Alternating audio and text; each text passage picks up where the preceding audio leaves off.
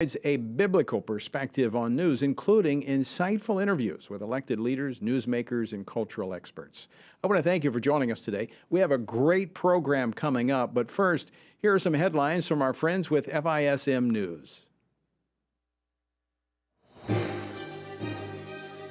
For FISM News, I'm Samuel Case with your Washington Watch News update. It's Thursday, September 28th, and here are today's headlines.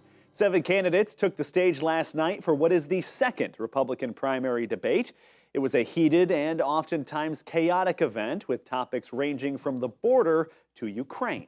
Every county in America is now a border county because fentanyl has devastated Americans in every single state. The reality is just because Putin's an evil dictator does not mean that Ukraine is good. Vivek, if you let Putin have Ukraine, that's a green light to China to take Taiwan. Other hot button topics included abortion and, of course, former President Donald Trump. I reject this idea that pro-lifers are to blame for midterm defeats. I think there's other reasons for that. The former president, he's missing in action tonight. He's had a lot to say about that. He should be here explaining his comments to try to say that pro-life protections are somehow a terrible thing. And I want to look at that camera right now and tell you, Donald, I know you're watching. You can't help yourself. You're not here tonight because you're afraid of being on the stage and defending your record. As you just heard from Chris Christie there, Donald Trump did skip that debate, just like last time, opting instead this time to speak to union workers in Detroit. FISM's Ian Patrick has all the details on what he said. Former President Donald Trump was once again absent from the Republican debate last night. He opted instead to speak before a crowd of striking auto workers in Detroit, Michigan. His speech was scheduled just an hour before the debate aired. Trump used his stage before some of these striking auto workers to decry crooked Joe Biden and blame him for the current issues plaguing the auto industry. Trump also said he would bring the auto industry back to America on the first day in office, while calling for the United Auto Workers leader to endorse him for president. Crooked Joe is siding with the left-wing crazies who will destroy automobile manufacturing and will destroy our country itself. They're destroying our country. My pledge to every automaker is this: a vote for President Trump means the future of the automobile will be made in America, where it should be. Made in America. Hopefully your leaders at United Auto Workers will endorse Donald Trump. Meanwhile, in D.C., House Republicans today held their first impeachment inquiry hearing into President Joe Biden. Republicans accuse Biden and his family of creating what they call a culture of corruption through influence peddling abroad.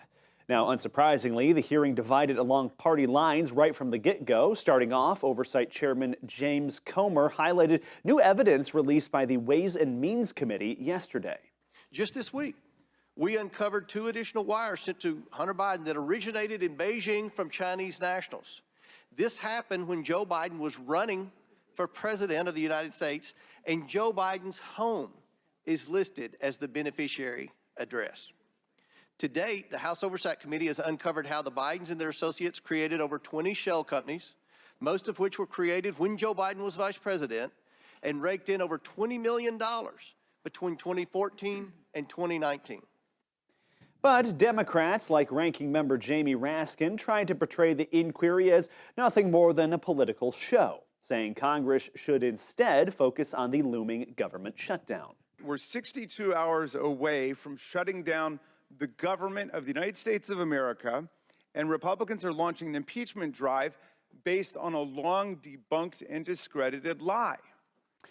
And with that, those are today's headlines from FISM News. As usual, you can watch our full show tonight, 7 p.m. Eastern Time, on our website. It's FISMnews.tv. Again, the website is FISMnews.tv. You can also follow us on social media as well and download the FISM app so you can take our news wherever you go. All right, stay tuned now for Washington Watch with Tony Perkins. I'm Samuel Case, and I'll see you again tomorrow with more news coverage. Catch you then.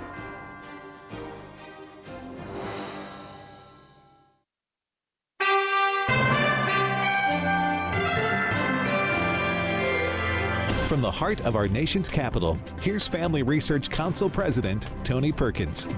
Welcome to this Thursday edition of Washington Watch. Coming up, a flurry of activity on Capitol Hill today. Even as we speak, the House has begun a series of amendment votes on the appropriations bills. But agreement within the Republican ranks on a temporary funding measure for the federal government has not yet been reached. We'll get the latest from Capitol Hill a little bit later from Lawrence Wilson, national politics reporter for Epoch Times. Earlier today, the House Oversight and Accountability Committee held the first inquiry hearing into the impeachment of President Joe Biden. The Biden family sold access to Joe Biden's power, and the Biden Justice Department protected the Biden brand. We must continue to follow the facts. That was Chairman of the Ways and Means Committee, Jason Smith, who was a part of today's hearing. We're going to get a readout on the hearing from one of the committee members, Texas Congressman Pete Sessions, joins me a little bit later in the program. And President Biden continues to refuse to meet with House Speaker Kevin McCarthy. Not only does he not want to discuss government spending cuts, but he doesn't want to talk about changes in border policy to address the uncontrollable surge at the southern border, which, by the way, Democrats say doesn't exist. But just to get some clarity on this, and sure, that's a conversation for another day, but do you think that the border is secure? Is that what you said? Yes, the border is secure. And we're in the midst of a humanitarian crisis that has been created by a broken system. That was Massachusetts Congresswoman Ayanna Pressley. The border is secure, but there's a humanitarian crisis. Okay? We're going to talk about it with Oklahoma Senator James Lankford in just a moment. And last night at the second Republican debate, the candidates actually made some news. And I think we should stand for what we believe in. I think we should hold the Democrats accountable for their extremism, supporting abortion all the way up until the moment of birth. That is infanticide, and that is wrong. That was Florida Governor Ron DeSantis, who, as governor of Florida, has signed a heartbeat bill. But this was news last night in that he supports a heartbeat bill, or rather a pain bill, a 15-week pain bill at the national level. That's news. FRC's Brent Kylan will join me for a look at where the candidates stand on the key issues. And, you know, I'm often asked this, Tony, what can we do to help make a difference in our nation? Well, first, that's a great question. Because we can all, and I do mean all, do something. Well, Tim Throckmorton, National Director for Community Impact at the Family Research Council, will help answer that question later on this edition of Washington Watch. The website is tonyperkins.com. We have resources, information, and links to our guest at tonyperkins.com. Be sure and visit there. And the Capitol switchboard number, 202-224-3121. You should have that in your phones by now, but just in case, 202-224-3121. Our word for today comes from Romans chapter 5. But God demonstrates his own love toward us in that while we were still sinners, Christ died for us. Much more then, having now been justified by his blood, we shall be saved from wrath through him. For if when we were enemies, we were reconciled to God through the death of his Son, much more having been reconciled, we shall be saved by his life. And not only that, but we also rejoice in God through our Lord Jesus Christ, through whom we have now received the reconciliation. You know, Christ died for us when we were enemies of God. That is how much he loves us. Now, having been justified and reconciled to God, which means we're no longer enemies, God is not against us. He's actually for us, and he won't leave us. That means we don't have to fear what is to come, whatever it might be. God is with us, and he'll never forsake us. To find out more about our journey through the Bible, go to frc.org/Bible. As federal budget negotiations continue to stall, the chaos at our southern border has emerged as a key issue for the impasse. With more than 10,000 migrants a day pouring over the border, conservatives in Congress have called for their signature border bill, known as H.R. 2, to join with funding cuts as a part of any stopgap funding measure. Joining me now to discuss the situation at our southern border and more is Senator James Lankford of Oklahoma. He serves on 4 Senate committees, including the Senate Finance Committee and the Senate Homeland Security Committee. Senator, welcome back to Washington Watch. Always great to see you. Tony, always great to see you as well. Thanks for the work you're doing. Appreciate that. So you've been to the border recently, and this is something you've been speaking out on for quite some time. We have 10 to 11,000 migrants crossing the border daily. Now, you've highlighted the flaws in how the Department of Homeland Security is handling this situation. I mean, give us a read on what you see and whether or not there's an end to this in sight. Yeah, right now there's not an end to this in sight. Of course, we go back to May. The administration said the plan is working, the numbers are down, we've got this at hand, until it suddenly was not. We had said all along in May this was a temporary dip that was actually managed by the cartels choking down the border, not by the Biden administration and their policies. Because I can remind you, the border is secure. It's just secure on the south side of the border. You don't cross the border without paying the cartels, or they'll kill you. And so that number is really affected by what the cartels are putting across on a day-to-day basis, and a very loose policy from the United States that's been very permissive for people to be able to come across in their thousands. So we're continuing to see people literally from all over the world coming and paying cartels the fee to be able to get across the border, and the Biden administration is releasing them into the country within hours of when they're crossing, and they're somewhere in the country literally unmanaged. We have no idea what their criminal record is, anything else about them, but they're just being released over and over again. We are trying to just choke this down to say we like legal immigration, but we are strongly opposed to illegal immigration. So how do you explain the fact that you've got governors and mayors that are along the border that have taken actions to try and to stop this flow of illegal immigration, but the Biden administration is actually stopping them, fighting those governors trying to protect their state borders with Mexico? I mean, how do you explain that? Yeah, it's unexplainable right now because, again, multiple states, Texas is a great example where they're putting up concertina wire. They're trying to just discourage people from coming across. And literally the Biden administration is ordering folks to be able to cut the concertina wire to be able to let more people in. Their focus really is about processing people into the country as fast as possible rather than deterring people from actually coming across the border. This is an issue that they are abusing the asylum system. Everyone knows they're abusing the asylum system, but yet the Biden administration won't step up and support actually fixing that definition of what asylum means. That's the key piece that has to be resolved so that we can actually tell people, hey, you don't qualify for asylum. If you want to come to the United States, we welcome people from all over the world. You just have to legally apply to go through that process and do some vetting. You just can't come across the border and be released a few hours later. That should not be what any country is like. So, Senator, as a part of the Homeland Security Committee in the Senate, how concerned are you from, and a lot of these folks are coming over for economic purposes, but mixed in with them are those who have evil intent. How concerned are you about national security? I'm extremely concerned. In fact, that's one of the areas I continue to be able to express with the administration, with Ali Mayorkas and the White House team, is to say you should pay more attention to national security issues on this when they seem to be very flippant about it. The last time I was at the border just weeks ago, the main comment from the Border Patrol is what's shifted now is the number of people that are non-Spanish speakers that are coming across from West Africa, from the Middle East, from Pakistan, from Russia, from China, areas that are not typically coming across. These are individuals coming. They're just saying their name. They're saying their country. They're being released into our country. We're checking against the terror watch list. But even if the people they travel with are not on the terror watch list, but there is a terrorist in the middle of them, the person on the terror watch list is being pulled out, but all the people traveling with them are just being released in the country. Now, I don't know how often Sunday school teachers travel with people in the terror watch list, but literally, if one person, we had a situation not long ago where a Russian was pulled out who was on the terror watch list, other Russians traveling with them were released into the country, but one was actually pulled out. It's a huge national security risk that this administration is actually participating in, just hoping that nothing turns out bad. That's a terrible strategy. Well, the data would suggest that bad things are happening as we see uptick in crime related to some of these border crossings. So, Senator Langford, are Republicans right in attaching the border security issue to the debate over government funding? Yeah, right now, Republicans are just looking for every place they can to actually get the administration's attention on this. I'm not a fan of government shutdowns. Government shutdowns really hurt Border Patrol agents and others at our border.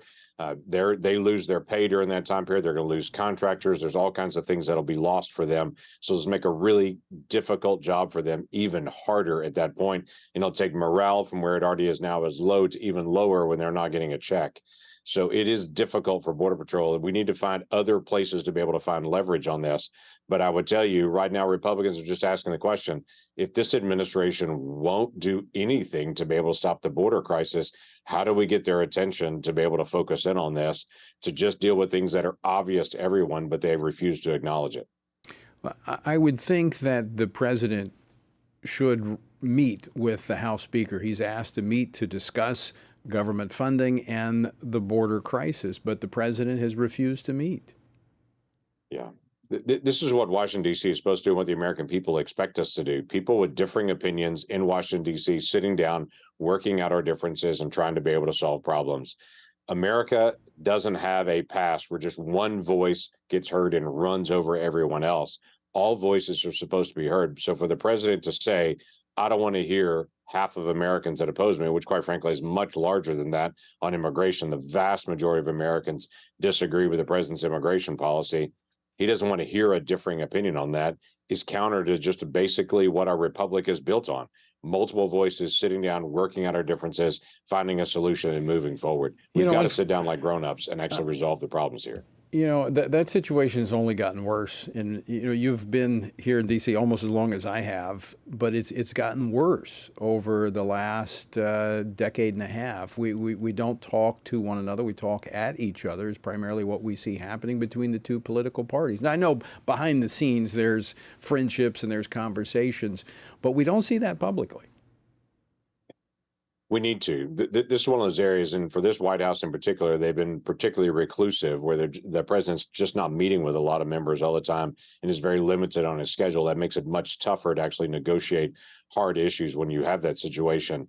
But for every White House and the House and the Senate, those leaders should be able to sit down on a regular basis to be able to talk, to be able to visit. It's the same thing, and there are people that agree or disagree with Chuck Schumer and with Mitch McConnell, but we should agree that two of them should be sitting down and talking often. You should have the same thing in the House of Representatives with the Speaker and with the Minority Leader to be able to sit down and to be able to talk through all the different issues. Right. That should be typical for us to be able to talk this out, because that's the nature of our republic, to be able to work things out.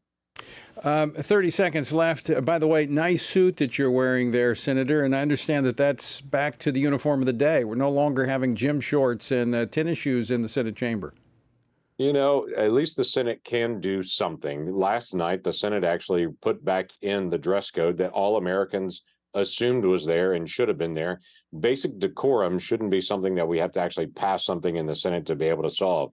But yeah, last night there was that passage in the Senate late to be able to say, we're back to suits and ties. Shorts and hoodies should not be appropriate in the United States Senate. We are the United States of America. We should be setting the example for the world and actually not only do things respectful, but actually appear to be respectful to each other in the way that we dress. Why don't we set a standard? That'd be a new thing for the Senate. Well, and there was agreement on that, so maybe we're making progress. Senator James Lankford, always great to see you. Thanks so much for joining us. Good to see you as well. All right, Senator Lankford of Oklahoma. Yeah. So I don't know what's happening with Senator Fetterman. I mean, he's going to have to wear a suit. Wow. All right, don't go away.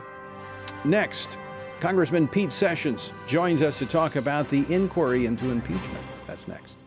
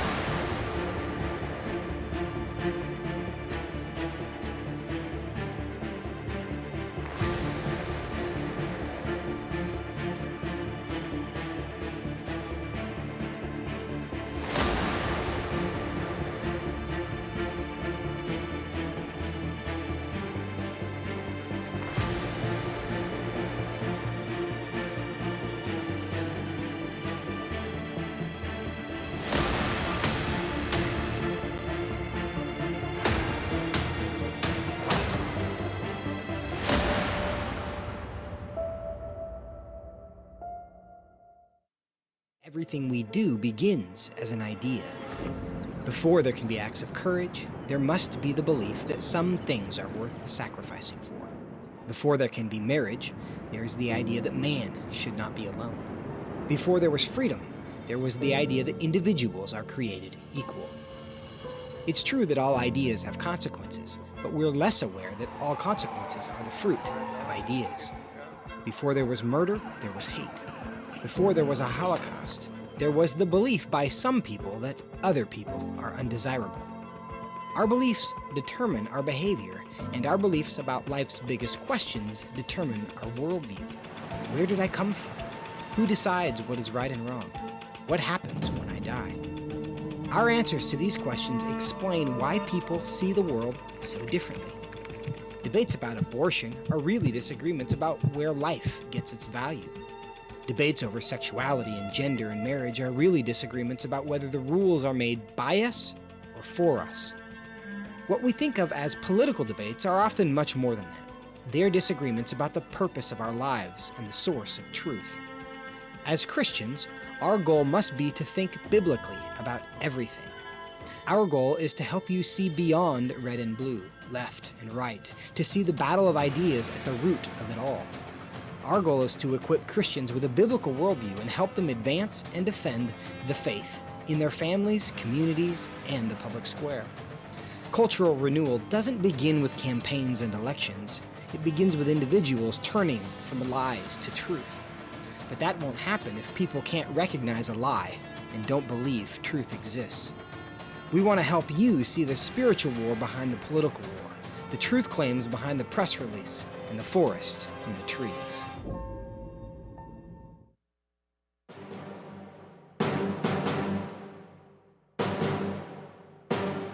Welcome back to Washington Watch. I'm your host, Tony Perkins. Good to have you with us on this Thursday. The website is tonyperkins.com. All right, the impeachment inquiry against President Biden for his alleged involvement with his family in influence peddling to foreign actors began this morning in a hearing held before the House Committee for Oversight and Accountability. Fireworks began almost immediately, with the Democrats on the committee calling the inquiry a sham. Now, this despite the fact that there are bank statements, emails, and text messages indicating both the president's involvement and the receipt of millions of dollars by his family, selling the Biden brand. What else did we learn from today's hearing? Well, joining me now to discuss this, Congressman Pete Sessions. He serves on the House Committee on Oversight and Accountability and the House Financial Services Committee. He represents the 17th Congressional District of Texas. Congressman Sessions, welcome to Washington Watch. Good to see you. Tony, thank you very much. Your listeners are going to be very eager to hear not only the report from today, but how we believe it's important to hold the line on criminal behavior in the White House. Well, Congressman, let's start right there. This was the first inquiry hearing. Your reaction to today's opening round, what was uncovered or what took place? Tony, thank you very much. The essence of our opening of this from the Government Reform and Oversight Committee is that we are attempting to discover and to learn about the government and decisions that were made by this government, including the Department of Justice, including the Treasury Department, and including perhaps even people inside the White House who have cast a net around the need to protect not just Hunter Biden, but the president himself. And numerous decisions have been made by the Treasury Department, the Department of Justice, not to pursue the matters as it related to criminal behavior by not just Hunter Biden, but the association that he has with the then Vice President, President of the United States. And so what we're attempting to do is gain information that will need to be given to the Congress under the auspices of us seeking this information with an official inquiry that the American people understand. And just like President Trump, when he was in office, the Department of Justice provided reams of data to the impeachment, not just committee, but that investigation.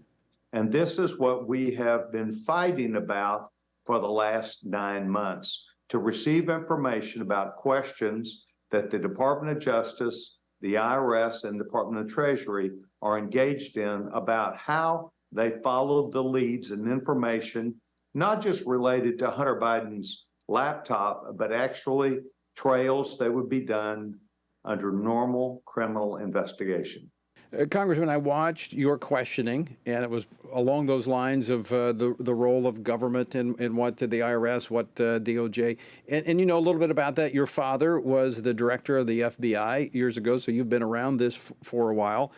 Some say that Hunter Biden was selling the brand, the access to the family, and the Department of Justice protecting it. Do you see the government, that the Biden administration was using government to protect them from being investigated? Well, let's simply tell the truth here. This goes back a number of years when Mr. Biden was vice president.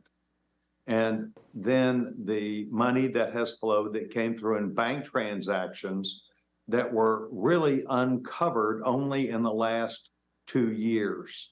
And as part of that cover-up that took place by the Treasury Department and the Department of Justice, ever since the president took office, there were decisions made not to move forward to gain access, information, or even questioning those issues. They even protected Hunter Biden himself. As you know, the White House and during the campaign, there were some 60 former intelligence officials who said it was not true that Hunter Biden owned the laptop that became apparent. Well, that was not truthful. We have since then found out that there are people from the Department of Justice that have stymied the IRS and other criminal investigators from following through on the open leads that they had, up to and including Mr. Weiss, who was the U.S. attorney there in Delaware, holding information until the time ran out to prosecute Hunter Biden. Then the pressure got so loud that they had a secret VIP entrance into the Department of Justice, to the court system, and they were going to charge him with a misdemeanor of what should be a felony charge, and completely ignored the IRS implications. So the federal judge said, no, I'm not going to accept that, because it's not followed a process that should have been followed. And ever since then, things have gone downhill for Hunter Biden and the Department of Justice. Let me ask you this, Congressman Sessions, because I see this repeatedly in the press. The AP was out with a story almost immediately after the hearing began today. And I see this line in almost every media report. So I'm saying this because I don't think people should be paying attention to the legacy media. But this was from the AP. Republicans have been investigating Hunter Biden for years, since his father was vice president, while questions have arisen about the ethics surrounding the Biden family's international businesses. This is the key part. No evidence has emerged so far to prove that Joe Biden, in his current or previous office, abused his role or accepted bribes. Now, we know we haven't proved that yet, but that's a part of the inquiry. They're suggesting that this is all simply a witch hunt, just chasing squirrels, not doing the business of the people. You want to respond to that? I do, Mr. Perkins, and thank you very much. It's very appropriate, and that is part of the dialogue that we are having presently with experts who have served in the Department of Justice, who are viewers of the Constitution and of the process that we're going through.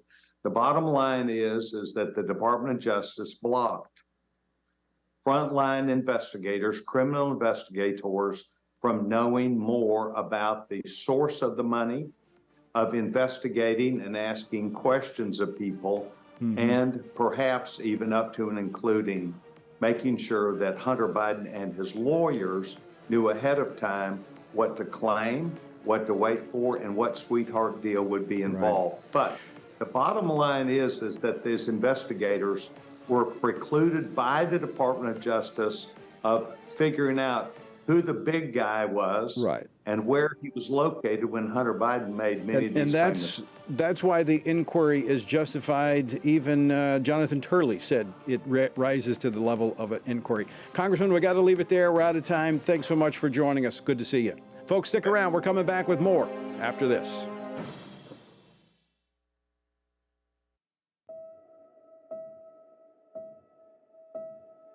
All of us are born with the desire to find truth and meaning. Where did I come from? What happens when I die? While our answers to these questions may divide us, we are united in our need for the freedom to answer life's biggest questions and make life's biggest decisions for ourselves. That's why religious freedom matters for everyone. Religious freedom matters because the powerful have long wanted to control those who are less powerful. Religious freedom matters because the freedom of those who are different is often threatened by those who believe different is dangerous. Leah Sheribu, a Christian teenager in Nigeria, remains a captive of Boko Haram for her refusal to renounce her Christian faith. Chinese pastor Wang Yi is serving a 9-year sentence for speaking publicly against the Chinese government. In Pakistan, Asif Pervez is on death row for allegedly sending a blasphemous text message. All of this because people in power decided different is dangerous.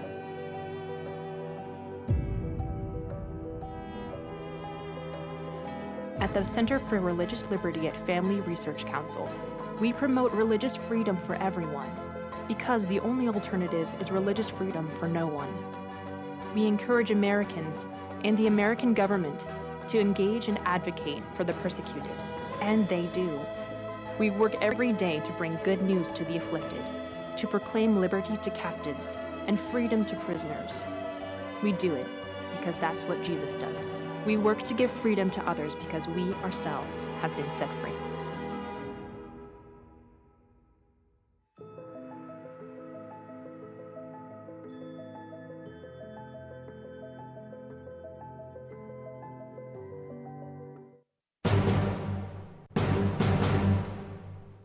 The website, TonyPerkins.com. Be sure and check it out. Lots of information there for you and contact for all of our guests.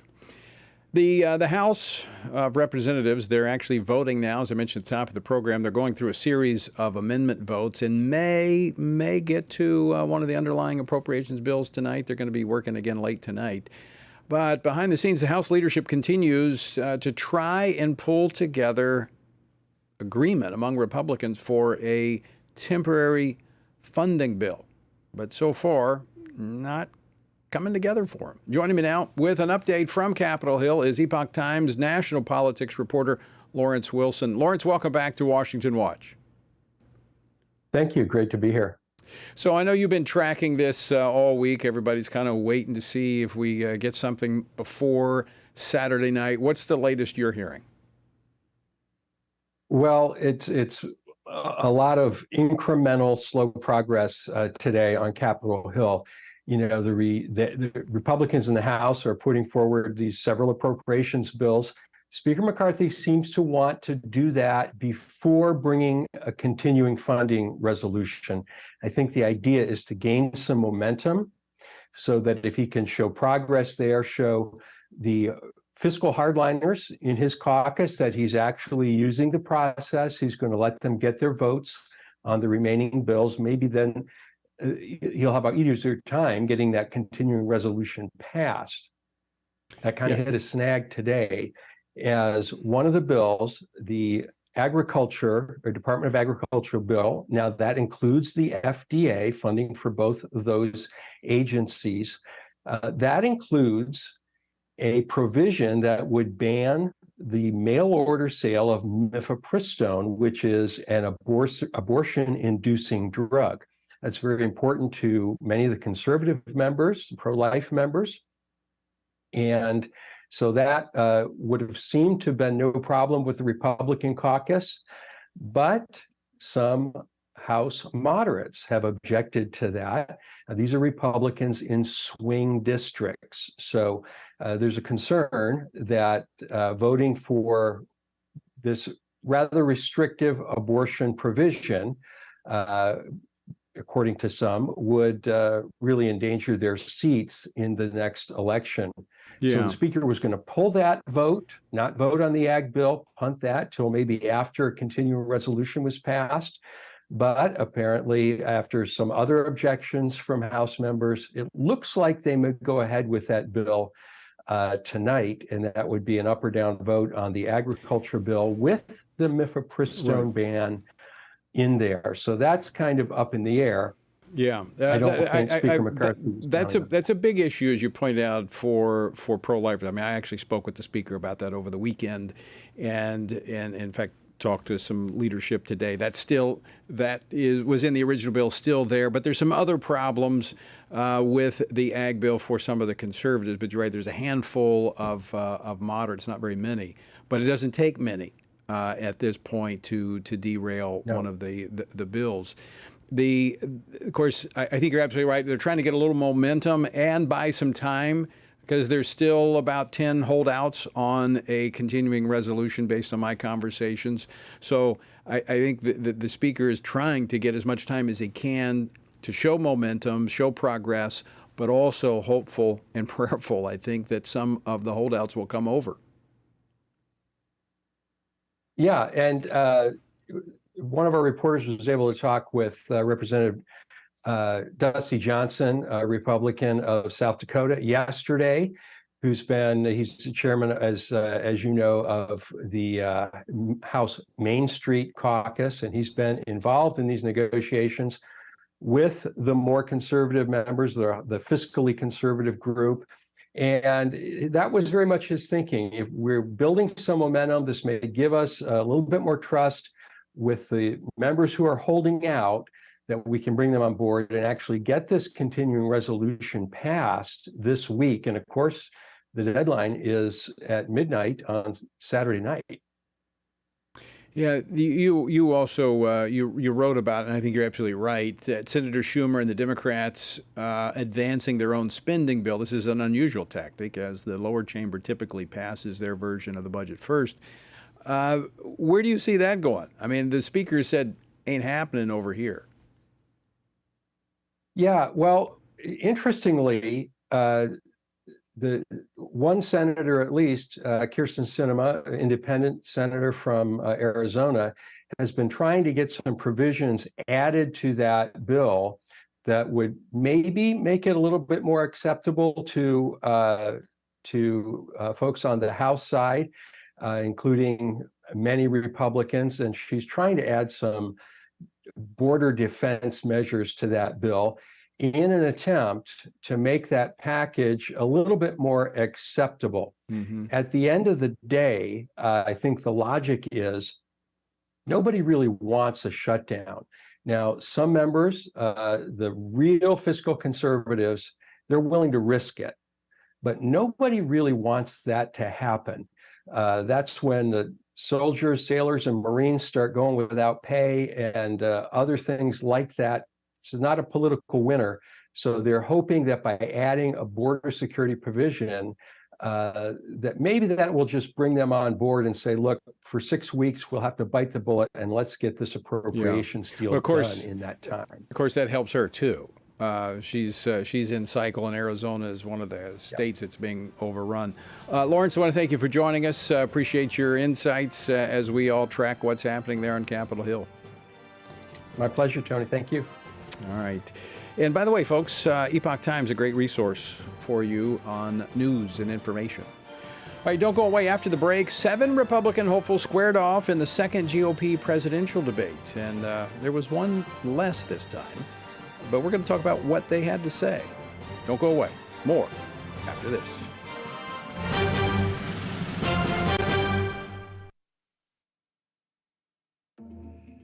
The world is hurting. Streets are filled with crime. Families are broken. Sin is celebrated. And God is mocked. Everywhere we look, the wages of our sin are on full display. As Christians, we know that surrender to God's will is the solution to our biggest problems, but not everyone agrees. Even in church, we hear people say the most important thing is to be tolerant, that we shouldn't impose our morality on other people, and that loving our neighbor means celebrating what they do. But you can't do that. It's not that you don't love your neighbor, you do, but you care about God's opinion more than your neighbor's opinion, and this makes you different. In fact, sometimes it makes you feel alone, like you're the only one. But there is good news. You are not alone, not even close. Research has found that there are 59 million American adults who are a lot like you. There are millions of people around the country who are born again, deeply committed to practicing their faith, and believe the Bible is the reliable Word of God. But that's not all. They're also engaged in our government, They're voters. They're more likely to be involved in their community, and they're making a difference in elections. The problem is that a lot of them feel alone too. We want to change that. FRC wants to connect these 59 million Americans to speak the truth together, no matter the cost. If you want to learn more about this group and what it means to be a spiritually active, governance-engaged conservative, or if you want to find out if you are one of these SageCons yourself, go to frc.org/SageCon and take the quiz to find out. The world is hurting, and we have the solution. We can't do it alone, but we can do it if we work together. That's what we're working toward every day. Join us. Go to frc.org/SAGECON, SageCon, to learn more. That's SAGECON, SageCon, to learn more.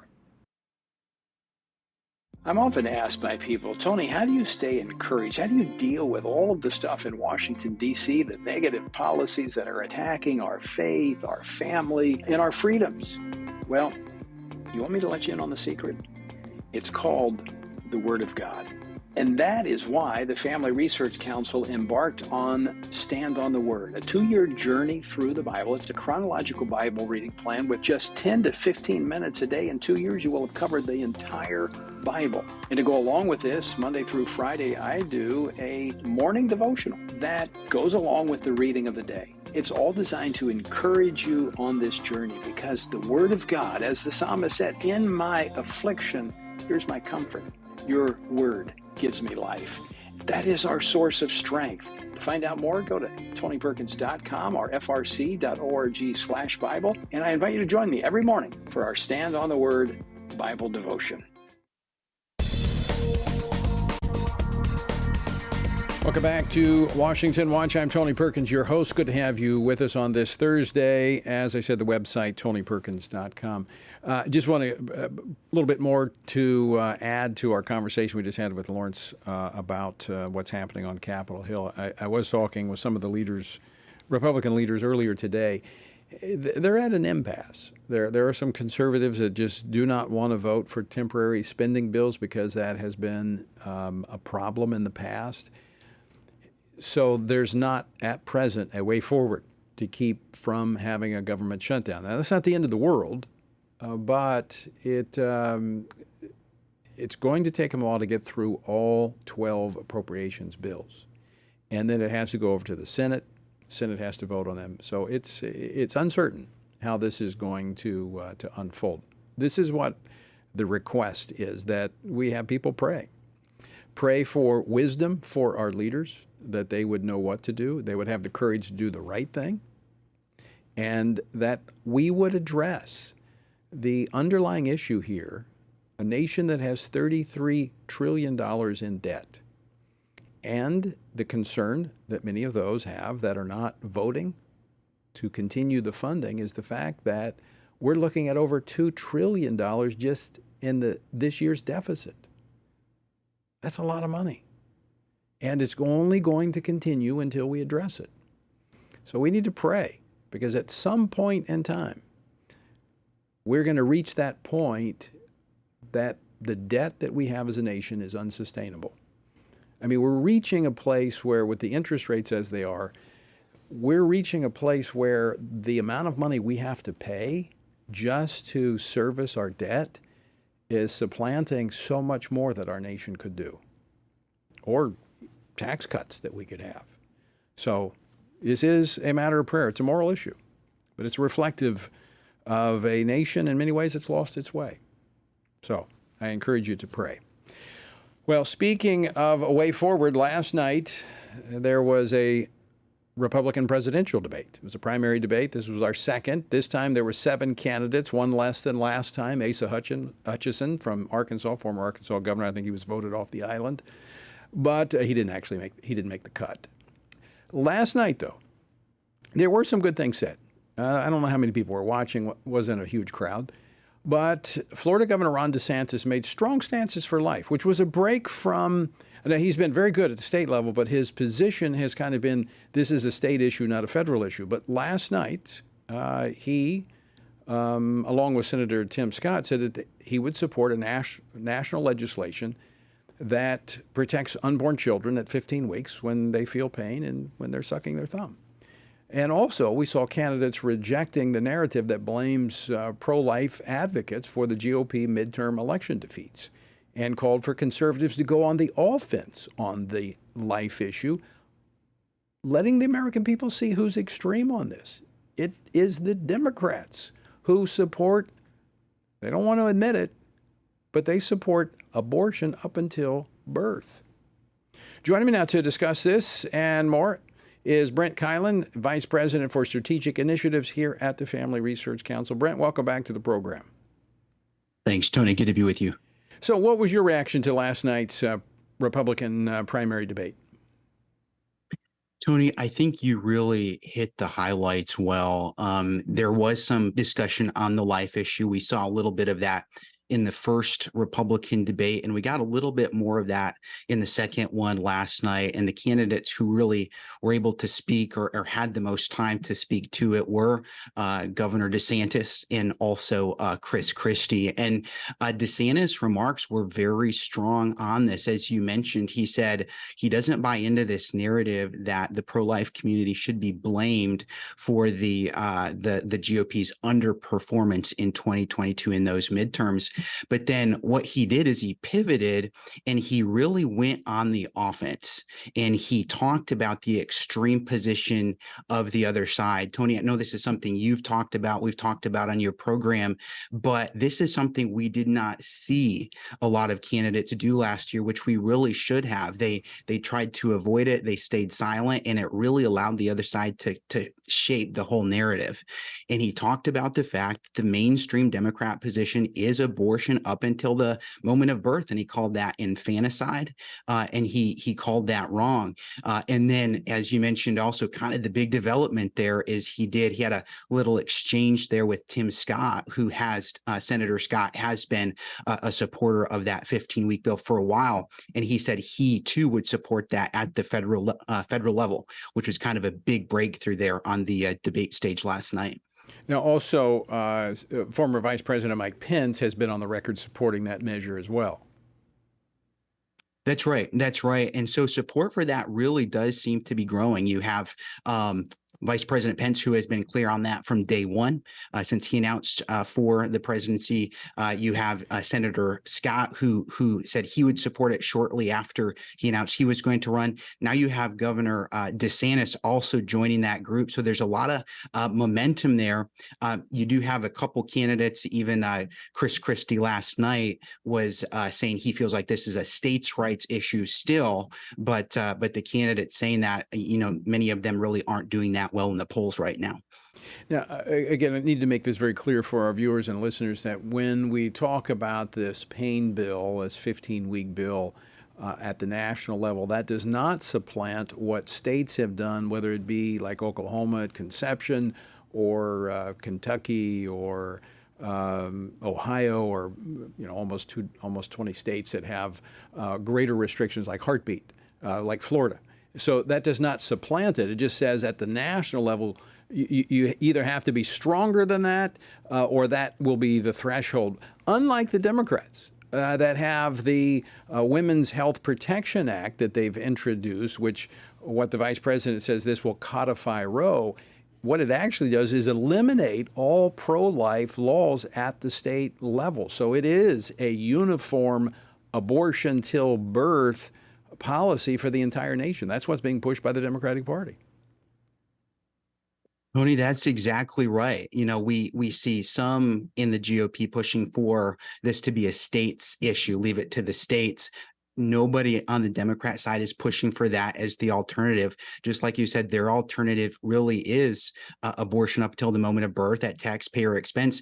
And Governor DeSantis called this out last night. He used the word infanticide. I know that sounds kind of extreme to be using that, but we have legislation on that as well. There was federal legislation that would protect unborn babies after they survive a failed abortion. Right. Democrats stopped that at the federal level. And so that really is the contrast. And that's where the media is being disingenuous, if not just flat out lying, because they won't hold the Democratic Party to that, but that is their position. There it is. If a child survives an abortion, The Democratic Party does not want to give that baby medical help and aid.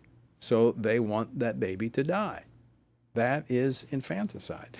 Brent, before we run out of time, there is the early voting is already underway in a couple of states because, most states next year's election, but we've got states like Virginia, my home state of Louisiana, they have elections coming up, and we've got resources available for them via the iVoter Guide. Tell us about it.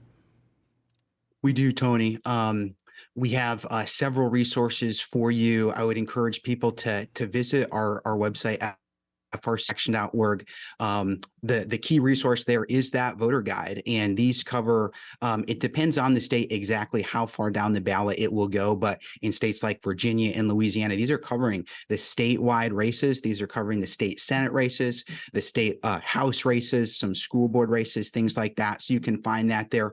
Also, depending on when your voter registration deadlines are in your state, there's voter registration information there you can use or you can circulate to those at your church or your community. And some other resources are party platform comparisons are there as well to use, educate people where the parties are at on the major issues, and some other resources like that. All right. Brent Kylan, always great to see you. Thanks so much for stopping by today. Thanks, Tony. Appreciate it. All right. So if you live in Virginia, you have early voting already taking place. That actually started October the 16th and runs for some time. And the iVoter Guide is available for you. Just go to frcaction.org. And the iVoter Guide is very user-friendly. Just put in your address, and it will actually create for you a ballot. And it rates the candidates as to whether or not they're liberal, moderate, or conservative with supporting information. Louisiana, if you happen to be a fellow Louisianian, our early voting starts on actually this Saturday. September the 30th. We've got our election on October the 14th. And so early voting starts the 30th of September through October 7th. And we've got iVoter Guide resources available for you as well. So just go to frcaction.org and follow the links over and use that resource. Now, one thing I'm often asked by people is, Tony, how can we make a difference? We're just out here, we're listening to your program, we've got, we maybe a small church. Well, here's the answer, all right? Everyone can do something to make a difference. And we've made that pretty easy for you at the Family Research Council. And here to tell you how you can tap in to this resource is Tim Throckmorton. He's the National Director for Community Impact here at the Family Research Council. Tim, welcome back to Washington Watch. Delighted to be with you, Tony. So we actually have a training session coming up, and I want to get that out before we run out of time. Actually, next Tuesday night, national training. It'll be at 6:30 Central Time, 7:30 Eastern Time. You can find out more about that. That's coming up. We'll be talking about ballot harvesting, which is legal in some states. We'll be talking about election integrity, and then, of course, how you can set up a community impact team. So, Tim, let's talk about a meeting that was actually held last week in Mooresville, North Carolina. Small church wanting to make a difference. Community impact team made a difference. Talk about it. Jan Wright and her great CIT team hosted an event called Eyes on Education, and they invited 5 panelists in, some from public school, homeschool groups, private and Christian school, charter school was represented there. And they talked about key educational issues, parental rights issues, school board issues, and had a great Q&A session with all that were in attendance. They really raised the level of awareness with a biblical worldview perspective and left a lasting impact. This is just one way right there in your community you can make a difference. And we have about 8,000 of these community impact teams in churches all across the nation. How easy is it for someone in a church to start up one of these community impact teams that can impact education, their city council, right there where they live? They can go to communityimpact.frc.org, through that site. They can get a hold of me. I will walk them through how to get one started. We've got a great manual with all the bones. We can put the meat on the bones, if you will, to help them bring information, equipping, alerting, and mobilization to their congregations. And it's unique how God's using these CIT teams around the countries in different ways. They're not all the same. They're unique to their community and their state and their region. But as they pray and seek what God wants them to do, God opens the doors, and it's exciting to watch what's happening. And so that's just a matter, these things are very pliable.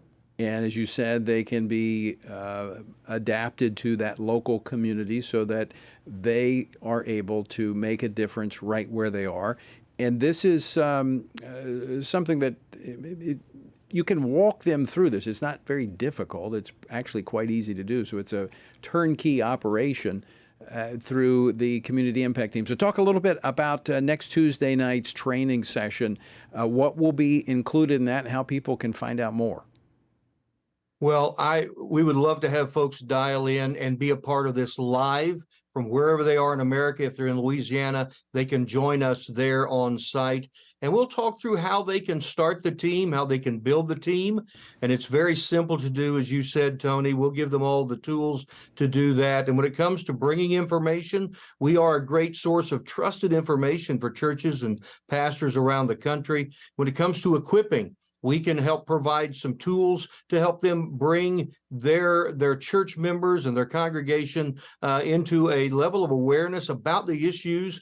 And then there's the alerting, letting them know about the issues. We'll talk to them about how they can get connected with us so they can get the alerts.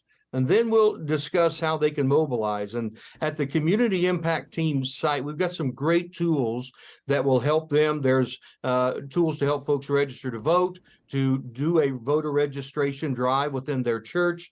There is, I think Brent mentioned this earlier, the party platform comparison, which is a great tool, along with the do's and don'ts, what churches can and cannot do. And so we'll give them all the tools to help get them started. I'll be available along the way to help them. But at the event next week, we're going to lay out the simple way that churches can make a lasting impact in their community, their congregation, in their state, and in America. All right. Well, Tim Throckmorton, I look forward to seeing you in Baton Rouge, which will be the site of next week's event. Thanks so much for joining us. See you then, sir. All right. And folks, if you're in the area, you can come. It's in person. You can come to our Faith and Family Chapel at the Family Research Council location in Baton Rouge. All right, here's how you can sign up, acm.frc.org/CIT. I know it's complicated, or just go to tonyperkins.com and find out more about how you can be a part of next week's Community Impact Training. All right, until next time, I leave you once again with the encouraging words of the Apostle Paul, found in Ephesians 6, where he says, when you've done everything you can do, when you've prayed, when you've prepared, and when you've taken your stand, by all means, keep standing.